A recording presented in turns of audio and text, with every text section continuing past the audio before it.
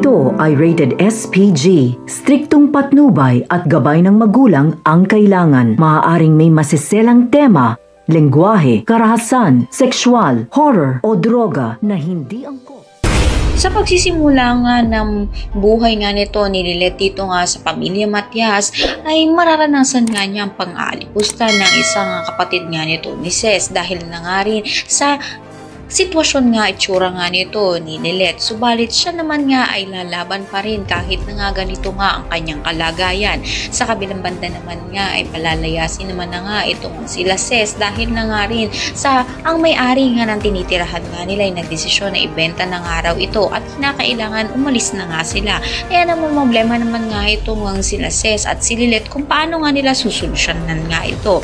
Tumawag naman nga ang ama nga nito ni Lilet dito nga sa kapatid nito ni na handa naman siya magbigay nga ng pinansyal para sa kanyang anak at sinabi niya nga rito na ipadaan na nga lang sa kanya ang sustento sa gayon nga siya na nga ang mag-aalaga dito nga kay Lilet. Sasamantalahin naman nga na isa sa kapatid nga nito ni Ces ang sustento na ibibigay na nito nila sa kanyang anak na si Lilet.